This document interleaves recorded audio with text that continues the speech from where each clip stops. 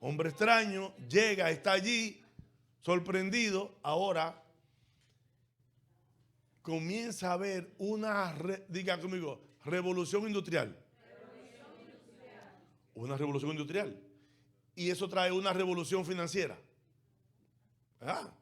Entonces, es más Zaqueo, que un tipo que maneja dinero y sabe las estadísticas, comienza a ver cómo los índices de desempleo comienzan a bajar.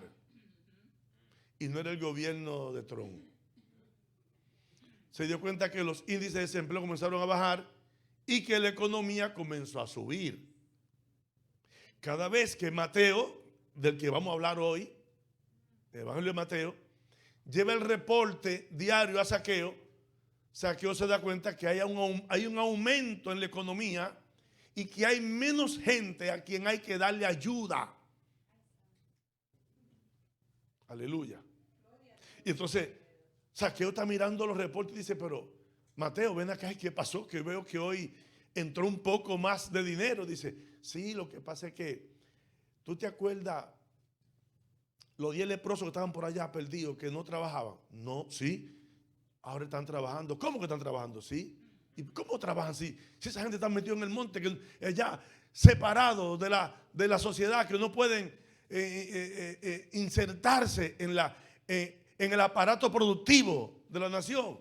Sí, sí, pero que se encontraron con un tipo por ahí raro que tiene el cabello largo y anda con sandalias, que le dice un tal Jesús. ¿Y qué pasó? Lo limpió a los 10 leprosos. ¿Cómo? Sí. Y ahora esos tipos ya no están pidiendo. Ahora tienen trabajo y están aportando. Dice, pero ¿cómo va a ser? Sí. Y los días fueron pasando y los reportes fueron llegando a Zaqueo. Y Zaqueo, pero hoy hay más gente. Dice, ¿tú te acuerdas? La plaza donde se sentaban los cojos, los ciegos, los paralíticos, que no podían. El tipo fue a ese lugar y los sanó a todos. ¿Cómo? Sí. Y ahora toda esa gente está trabajando y ya no piden employment. ¿Cómo va a ser? Sí, sí. Esto está, te digo, que hay un avivamiento económico aquí en la nación poderoso. Desde que ese hombre llegó, todo está cambiando. Alábalo. Cuando Cristo llega a un lugar, a una casa, a una ciudad, a una nación, a una familia, todo tiene que comenzar a cambiar.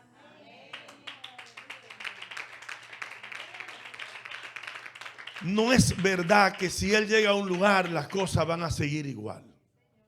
Entonces, en medio de todo esto, leprosos, ciegos, paralíticos, y gente hasta muertos resucitados.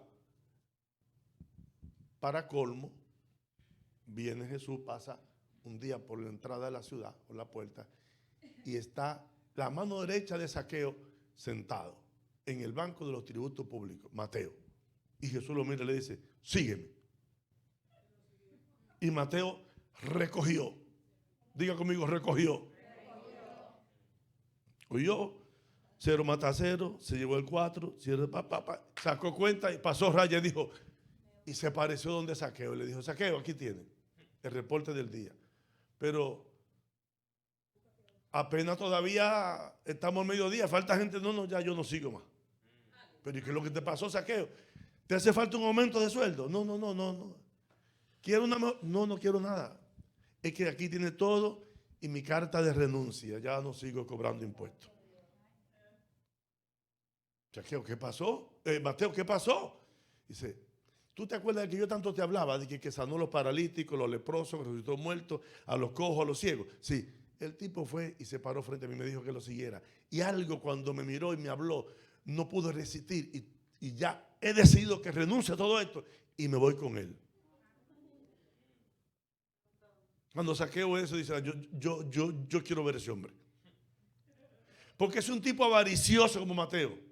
Un tipo porque Mateo era odiado por los judíos, porque estaba del lado del sistema. Los judíos no querían saber de Mateo. Por eso dicen Mateo el publicano. Entonces, ahora este Mateo viene detrás de Jesús, es la mano derecha de Zaqueo, y Zaqueo dice, pero ¿quién es ese hombre? Yo quiero saber quién es. Por eso la palabra dice que él procuraba ver quién era Jesús. Lo de Mateo era procurar ver quién es ese hombre.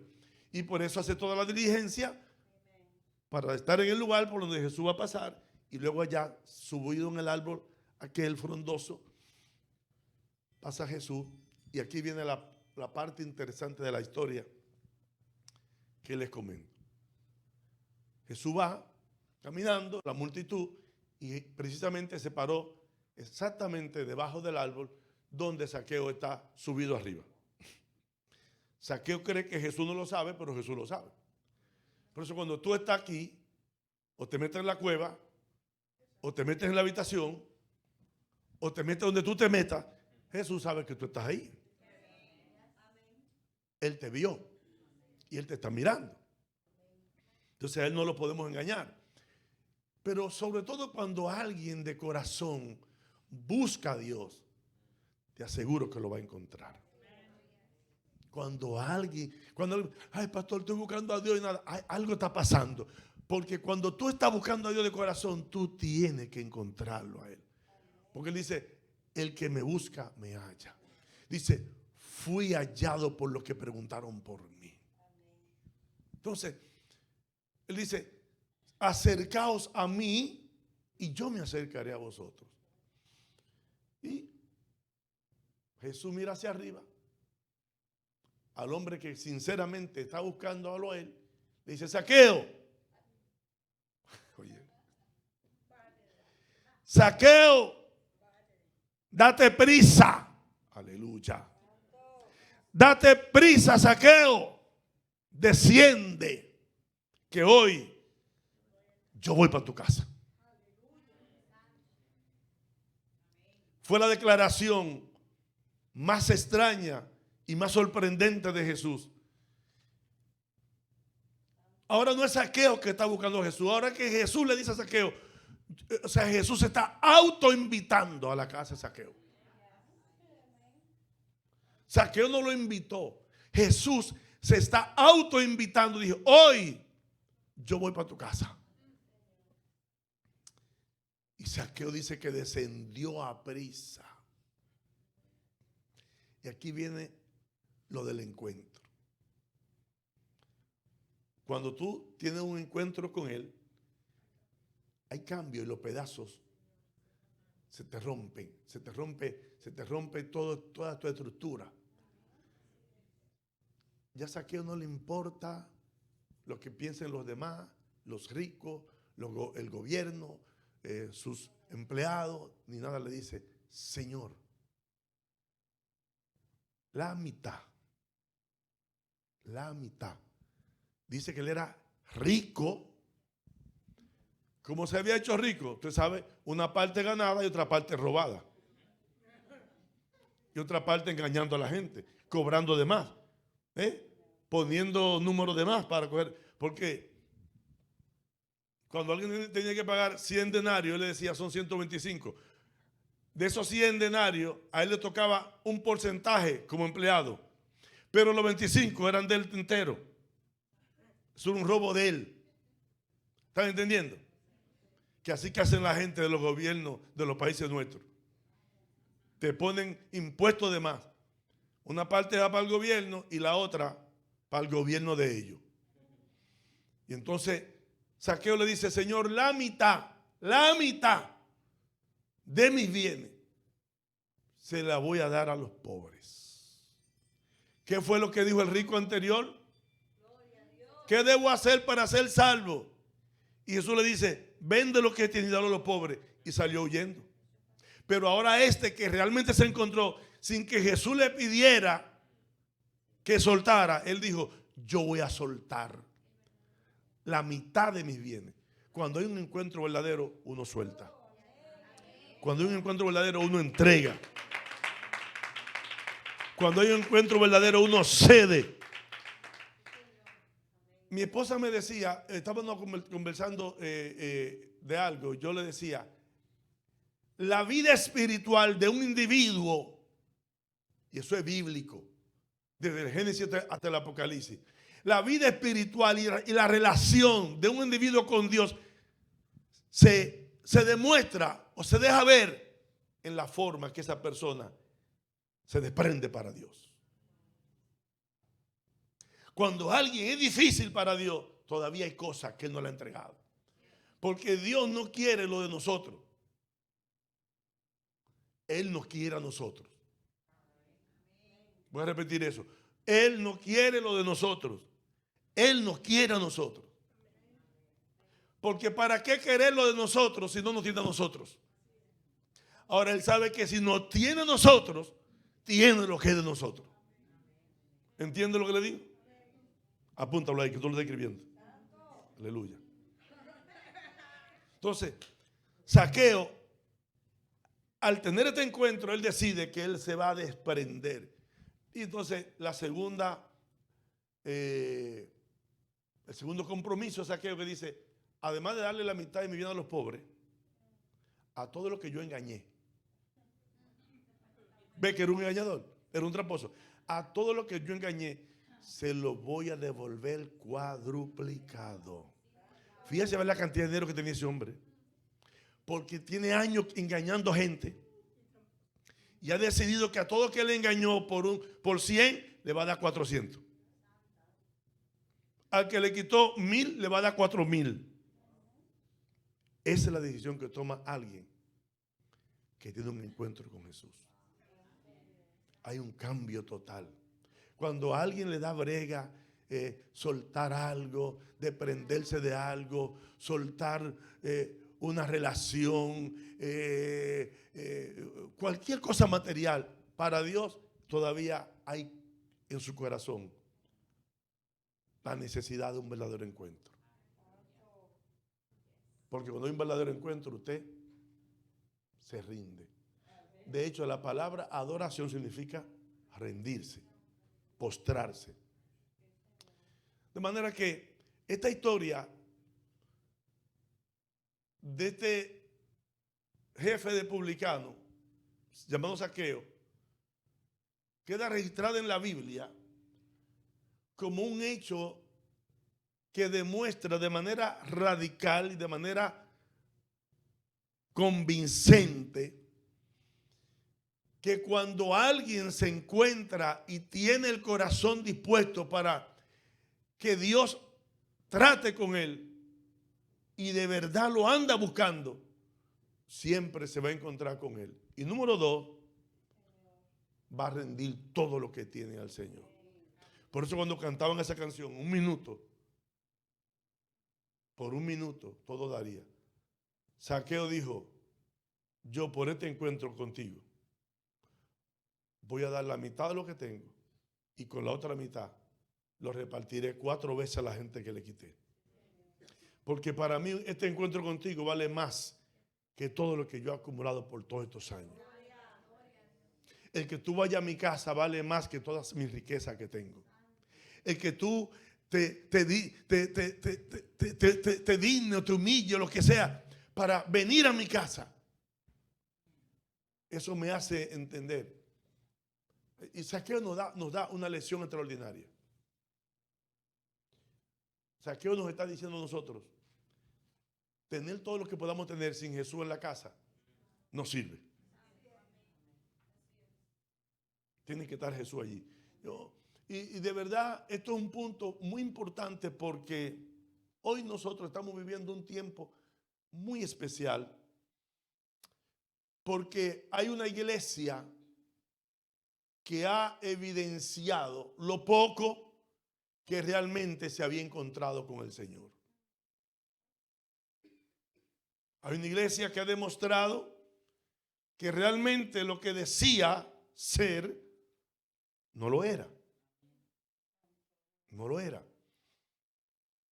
Yo dije el domingo, creo que fue o el martes aquí, que habían 2 iglesias. O habían 2 tipos de líderes y 2 iglesias. Una iglesia que en el pasado, una iglesia de búsqueda, de oración y de ayuno, pero una iglesia sin letra, sin conocimiento. Eso afectó a la iglesia, porque no pudimos alcanzar ciertos niveles de la sociedad por nuestras limitaciones y nuestra poca preparación. Pero sí era una iglesia de poder. En los años 90 hacia acá se levantó desde una iglesia intelectual, una iglesia teológica, una iglesia de preparación, una iglesia de libros, de institutos, una iglesia de conocimiento. Pero esa iglesia entonces comenzó a apartarse de la búsqueda del poder y comenzó a basar su estructura en el conocimiento, la estrategia, los diseños humanos. Entonces esa iglesia, aunque creció en número, menguó en calidad y en poder y en presencia de Dios. A mí me queda claro, y esto lo voy a decir por enésima vez, a mí me queda muy claro, y esta es una conversación que tuve ayer con mis amigos pastores, me queda muy claro que la pandemia, no me pregunte si la crearon, si la inventaron los chinos, no me pregunte eso, que eso no es el punto a discutir. Como dije otra vez, un día en forma de broma, siempre decimos que todos los productos chinos son carabelitas y que son de mala calidad. Así que si este virus es chino y es de mala calidad, cuando venga el original va a matar a todo el mundo.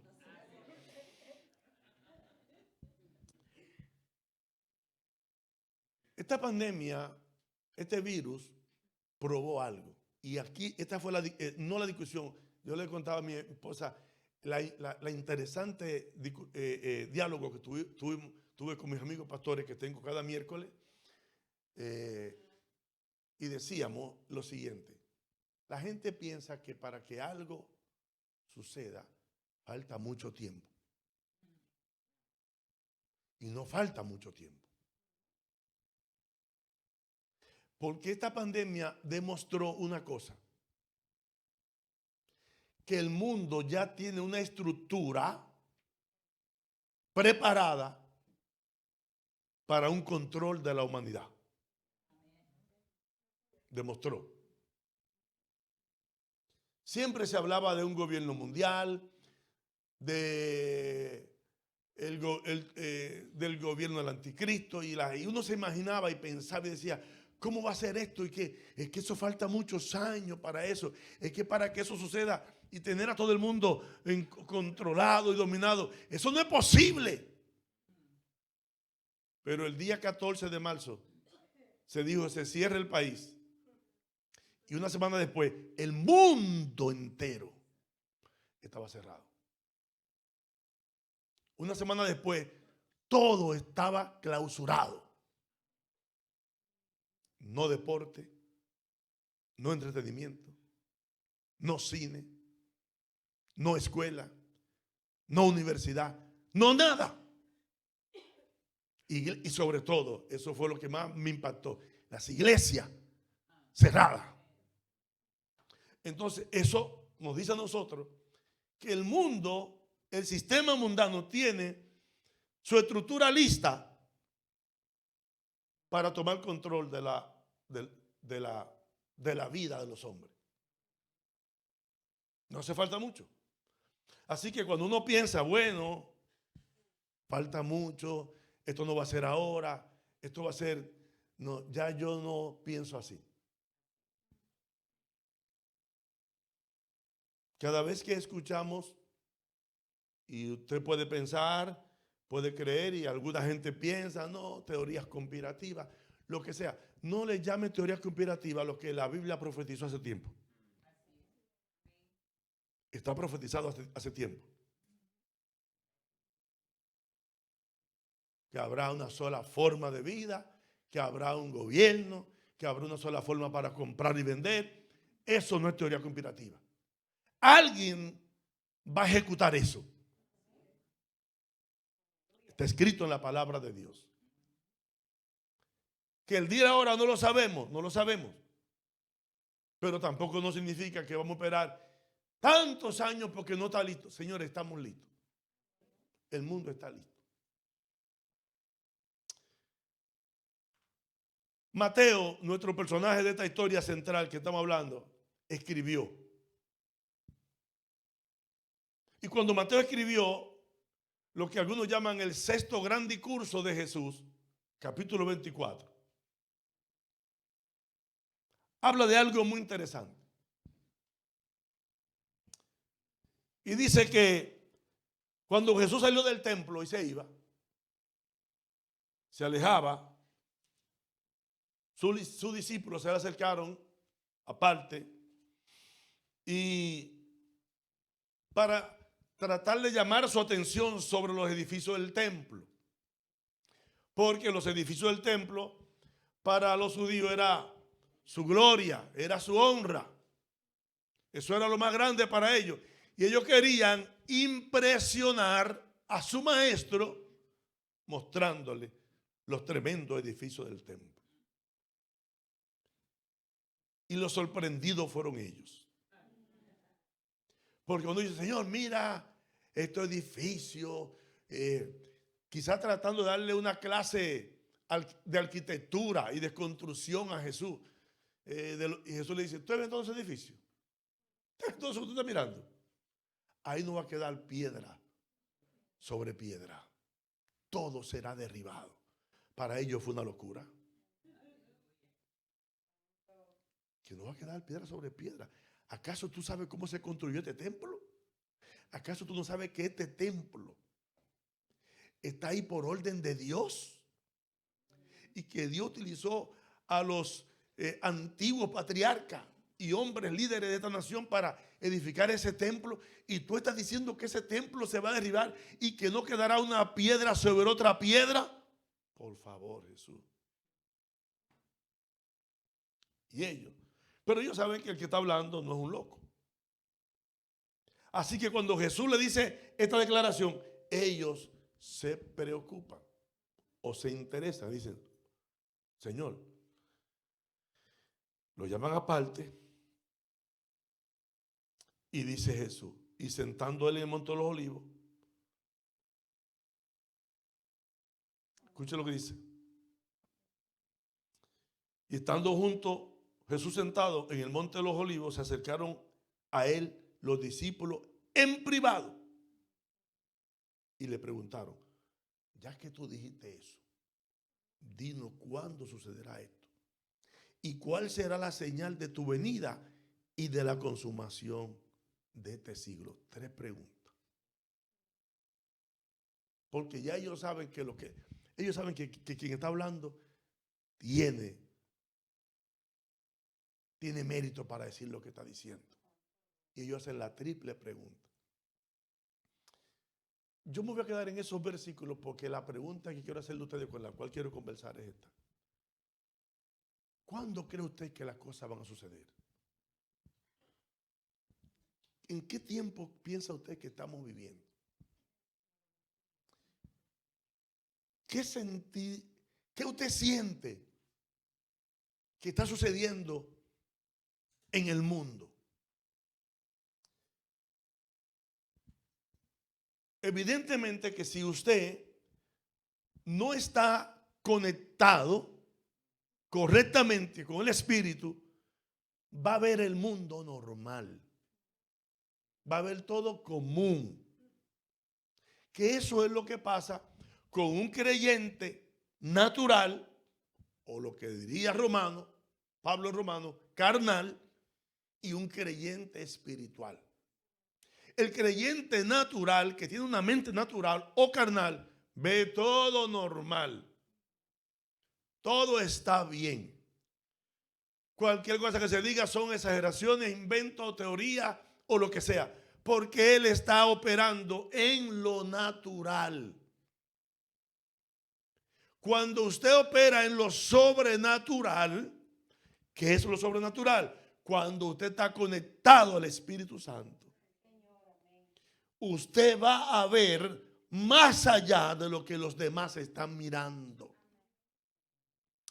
Porque en San Juan, Jesús le dijo a los discípulos, y esto para la iglesia, que él iba a irse, pero que él no los dejaría solos, que él rogaría al Padre para que el Padre enviara un consolador en lugar de él, y que inclusive convenía que él se fuera para que ese consolador viniera. Porque entonces en la llegada de ese consolador tendríamos unos beneficios muy especiales. Primero dijo, los guiará a toda verdad y a toda justicia. Y además dice, él le enseñará las cosas que han de suceder. En otra palabra, tú no puedes saber lo que viene hacia el futuro si tú no estás conectado con el Espíritu Santo. Porque el mundo no te va a enseñar eso. La universidad no te va a enseñar eso. La escuela de lo que sea no te va a enseñar eso. Eso te lo va a mostrar el Espíritu Santo. Y si no hay una conexión con el Espíritu, vamos a andar en esta vida como anda cualquier mortal, viviendo una vida ordinaria, una vida rutinaria. Por eso que cuando usted oye que, por ejemplo, la gente, aquellos hombres y mujeres que tienen un don, un llamado profético, comienzan a decir cosas y a ver cosas, usted dice, ¿cómo es que la está mirando? ¿Cómo es que la ve? Dígame, pastor, ¿cómo que usted lo ve? No, pregunto otra vez, pastor, ¿cómo que usted lo ve? Yo ni sé. Porque yo mismo me pregunto, ¿cómo sucede esto? Que tú puedes, estando en esta humanidad, ver cosas que van más allá de lo natural. Y no estoy hablando de los adivinos ni de los hechiceros que adivinan cosas y que dicen cosas, no. Estoy hablando de hombres que ven la realidad de lo que va a suceder. Lo más importante de un profeta o de lo que está establecido proféticamente es que cuando Dios lo dice, no hay forma de cambiarlo. Por eso es que este libro, para mí este libro, no hay forma de que alguien pueda debatirme contra ese libro. Porque, por ejemplo, si alguien dijera, esa puerta se va a pintar de azul, entonces yo, para hacer quedar mal o para hacerme quedar mal a mí, dice, para que quede de feo, la pintaremos de marrón. No sé si me entiende. Lo interesante es que todo lo que está escrito aquí dice lo que va a pasar y no hay forma que los hombres lo puedan cambiar. No sé si me está entendiendo. Ya Dios lo dijo. Y el diablo puede decir, para que Dios quede de feo, lo voy a cambiar, que no sea así. Pero no lo puede cambiar. No lo puede cambiar. Más bien, el mismo Satanás, dice la Biblia, que Dios lo utiliza.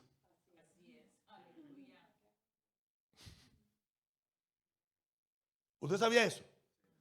Que la Biblia dice que Dios usa el propio Satanás. Sí, no lo dice así como yo lo estoy diciendo literalmente que Dios lo usa. Pero cuando usted lee Apocalipsis 17, ya lo hemos leído otra vez, ¿verdad? Dice, voy a leerlo textualmente como lo dice. Mire esto. Apocalipsis 17.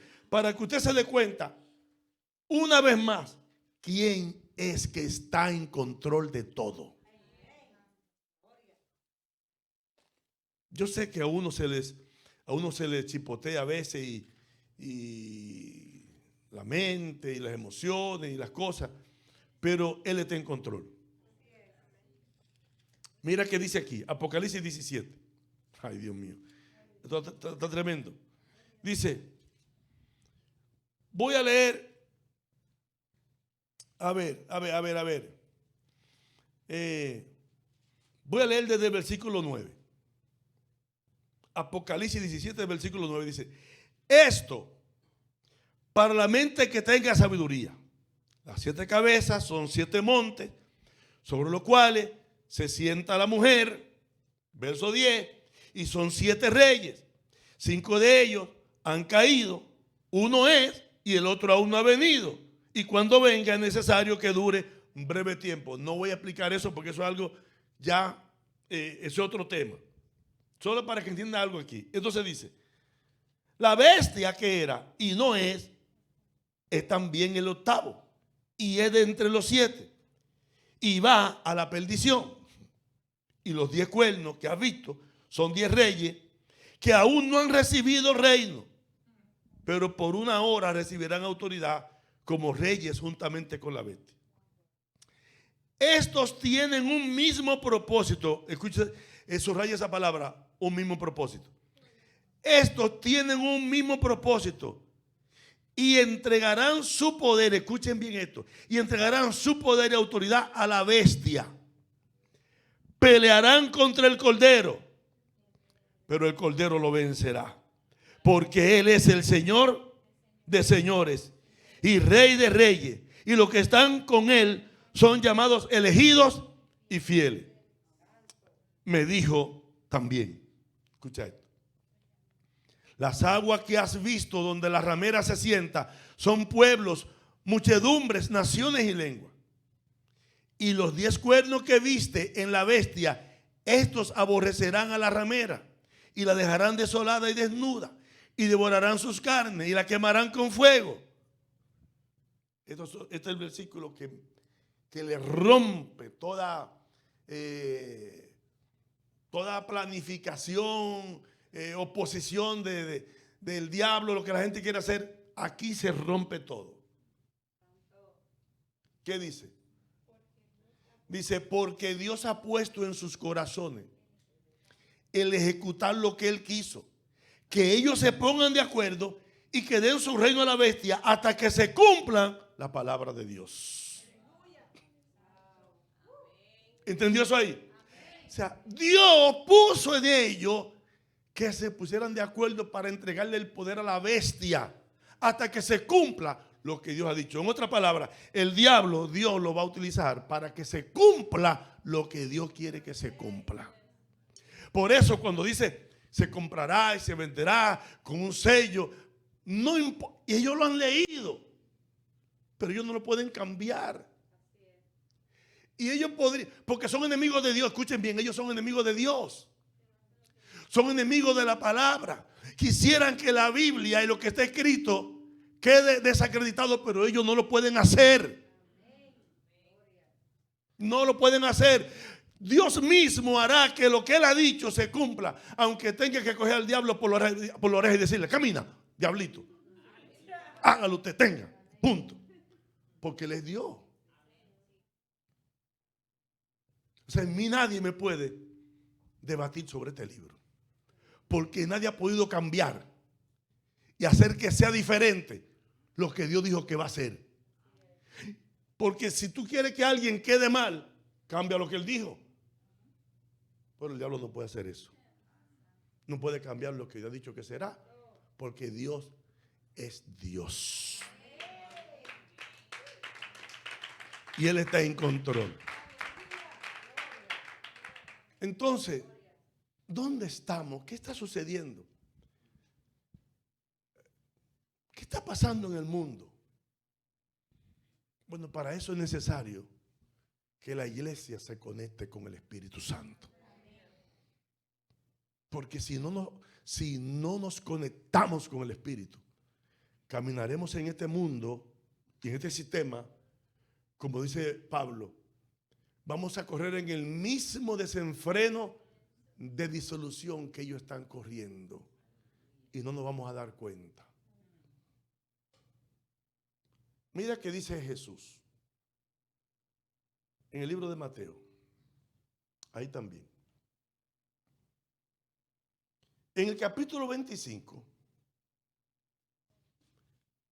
hay una parábola de las 10 vírgenes. ¿Verdad? hemos hablado esto y es bueno refrescar esto. 10 vírgenes. Estas 10 vírgenes representan el pueblo de Dios. El pueblo comprometido. El pueblo que está de alguna manera desposado con el Señor. Las 10 vírgenes, según el relato de Mateo, hay 5 de ellas que son prudentes y 5 son insensatas.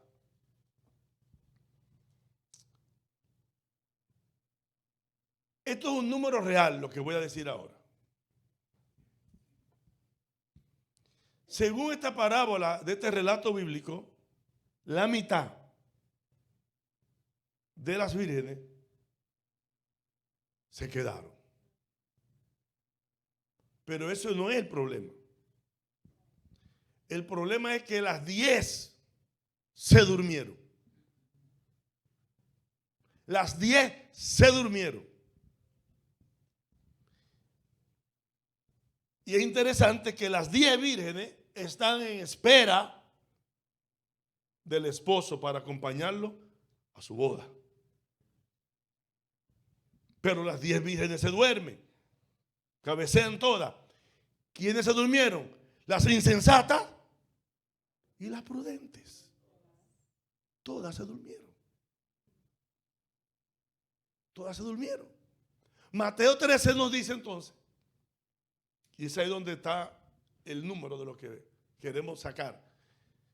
Según las últimas cifras de este país, son 320 millones de habitantes. Ahora mismo, socialmente, por así decirlo, ¿verdad? Social y políticamente, esta nación está dividida en 2 por la mitad. 1 millón más, 1 millón menos de un lado, no hace mucha diferencia. Está dividida por un grupo, se llaman los conservadores, una mitad, que promueve valores, principios de familia, una serie de forma de vida más apegado al corazón de Dios.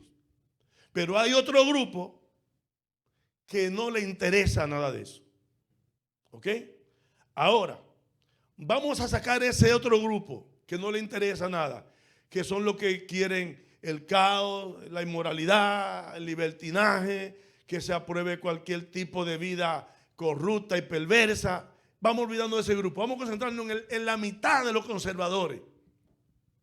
Ahora, esa mitad que tienen su inclinación a lo que Dios quiere que se haga, no significa que todos ellos sirven a Dios y son fieles a Dios.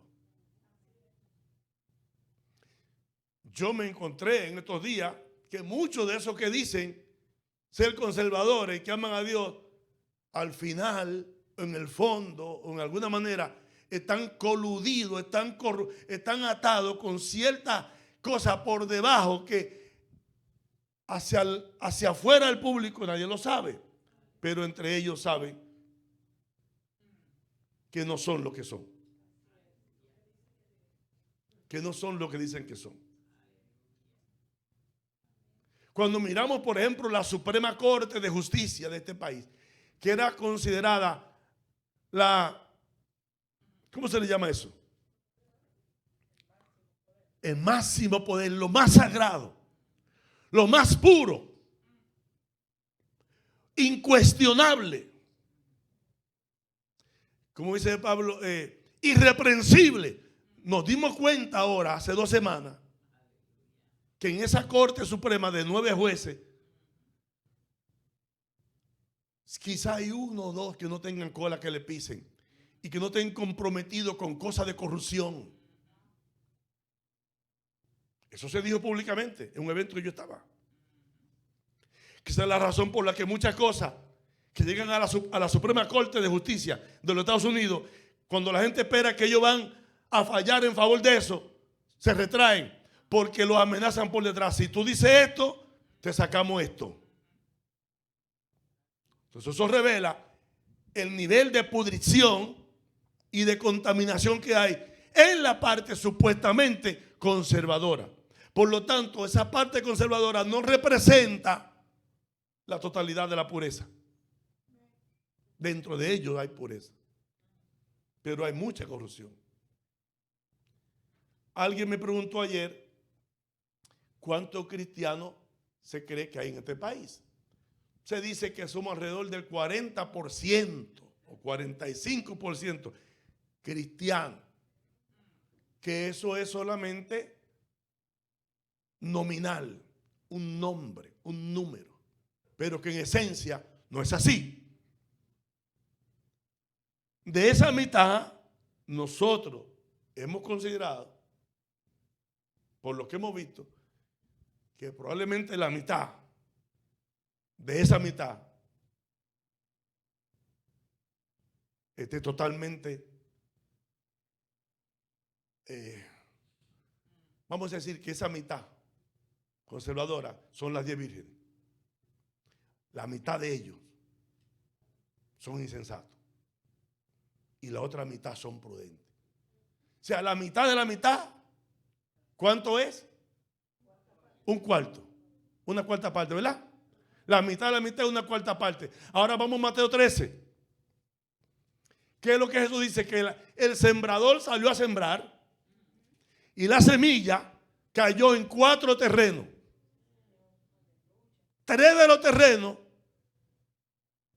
fracasaron y un solo dio fruto a 30, a 60 y a 100 por uno. ¿Cuánto es eso? Una cuarta parte. Ojo a esto. Ojo a esto. Mateo nos está diciendo que el fruto, porque ¿qué dice Jesús en San Juan? Lo leímos. Que el que no da fruto lo corta y será echado ¿a dónde? En el fuego. Mateo dice que solo el 25% dieron fruto. Claro, unos dieron a un nivel y otro a otro, pero dieron fruto. 25%. ¿Qué pasó con el otro 75%? Fueron cortados porque no dieron fruto. Ahora póngase, y no se me asuste tampoco ahora. La mitad de la iglesia cristiana ahora en este tiempo, la iglesia cristiana, no está en los templos. La mitad.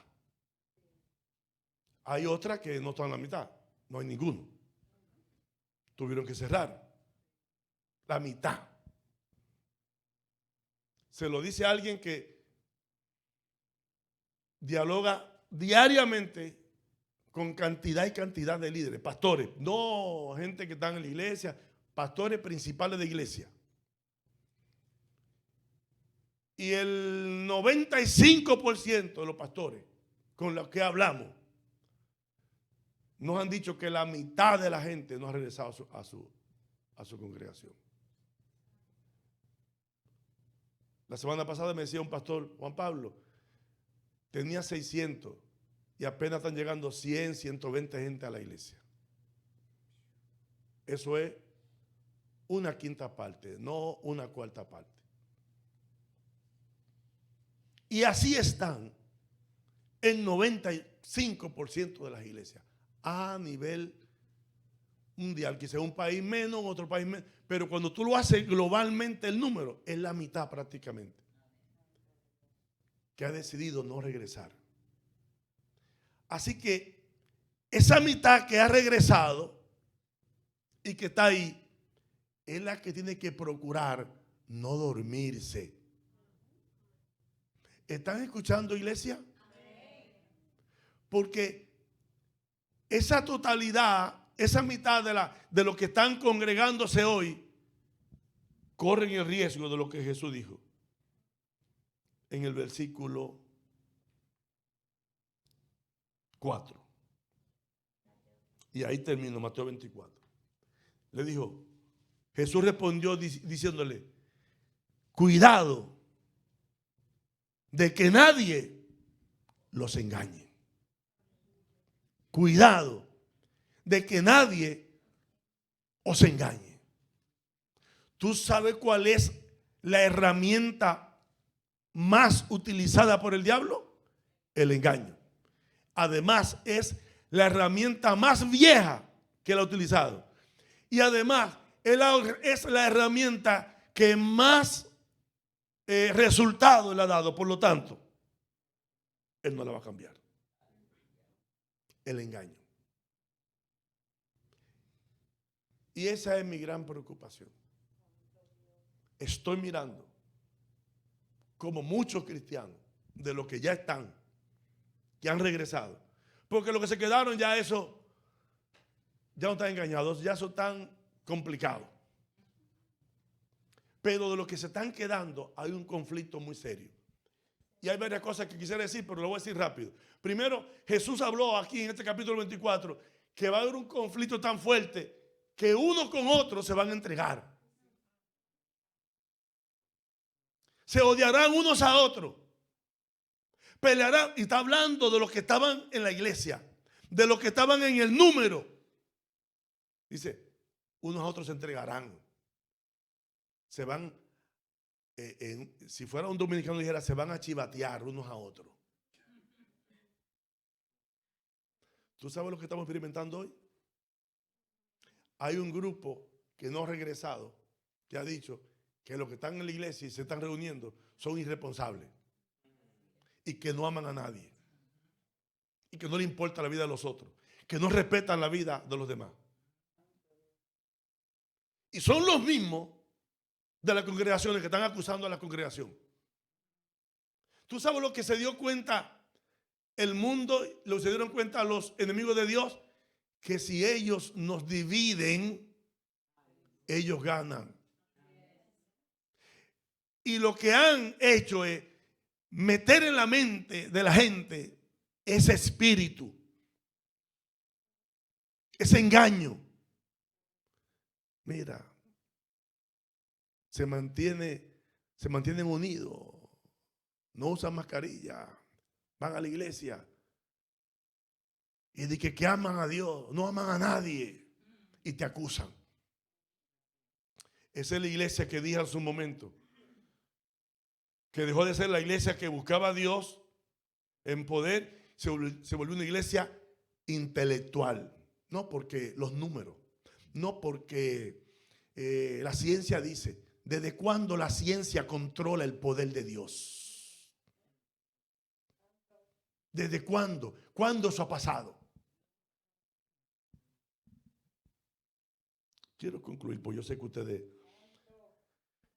ya tienen que irse a su casa.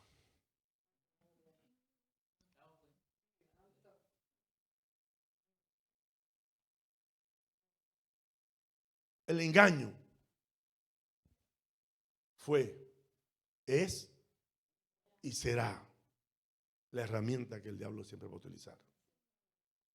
Yo escucho a diario los reportes, los lamentos. No, pastor, porque usted sabe que entonces, digo, este está engañado ya. El engaño le funciona tanto a Satanás que dice la Biblia que cuando el diablo es atado por 1000 años, luego sale, cuando es suelto, y vuelve y engaña a los moradores de la tierra. Y lo convence. Fíjate qué cosa más increíble eso. Lo convence de ese gobierno de 1000 años que eso. Señores, eso fue un cuento de él, eso fue una historia, es una teoría conspirativa. Gobernó 1000 años, pero fue porque él hizo, le va a engañar a la gente. Y los volverá a convencer para que se levanten contra Dios. ¿Tú crees que después de usted presenciar un tipo de gobierno de esa naturaleza y lo que Jesús hizo, van a venirme a mí a meter el cuento de que lo que vi fue mentira? Pero lo va a engañar. Pero no se vaya lejos. Hay evangélicos en la iglesia engañados. Por cualquier teoría, por cualquier medio de comunicación que habla por ahí, un tal apellido de lo que tiene la mata, ¿cómo se llama eso? Ramos, eso mismo. Si hay alguien más ateo y más anti Dios y más diabólico es ese hombre. Y se la pasa por televisión como el protagonista, como el gran periodista. Usted lo que es un estúpido, un idiota. Porque aquel que niega el poder de Dios es peor que un burro.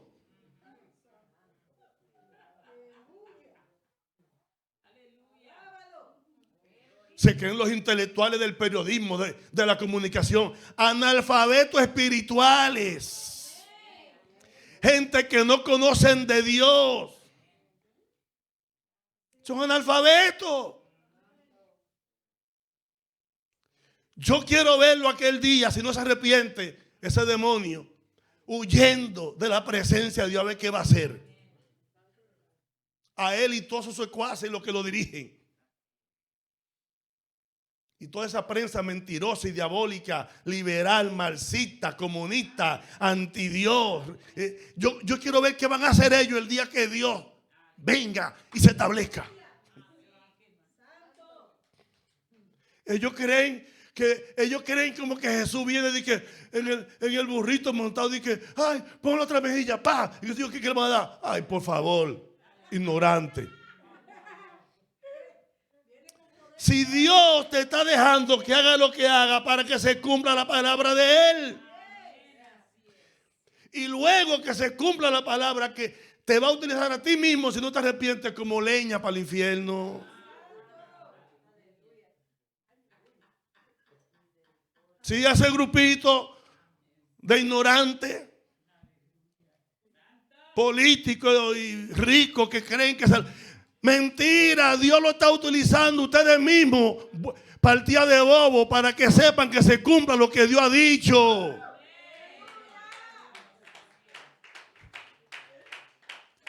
Y después nos llaman nosotros ignorantes.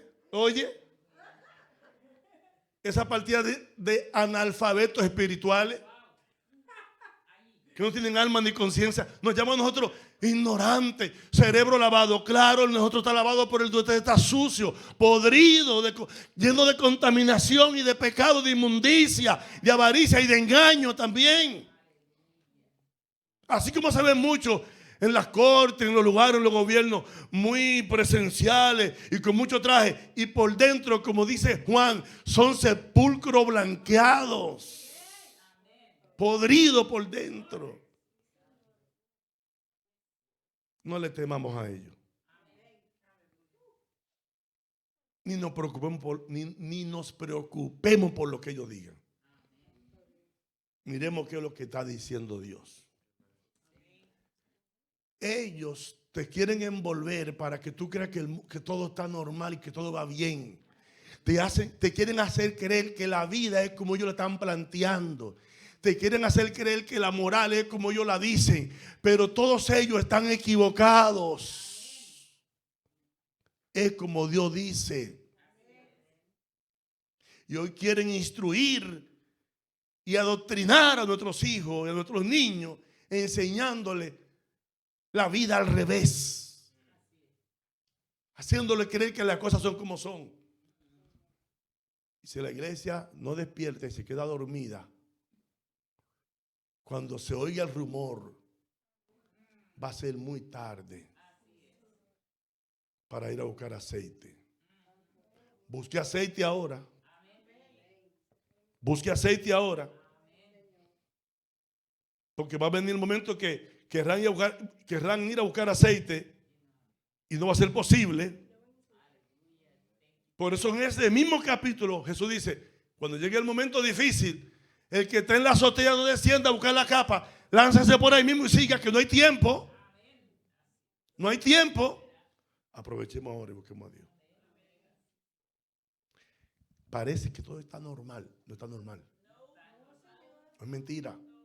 Lo que se está trabajando por debajo, mientras te entretienen con estímulo económico y un montón de cosas, para que disfrute y vaya y corra y te entretenga y esto y que la cosa, ellos están haciendo lo suyo. Y así como un día despertamos y nos dijeron, está cerrado el país, un día van a despertar y decir, usted no tiene nada y será feliz. Y lo que usted cree que tiene ya no lo va a tener.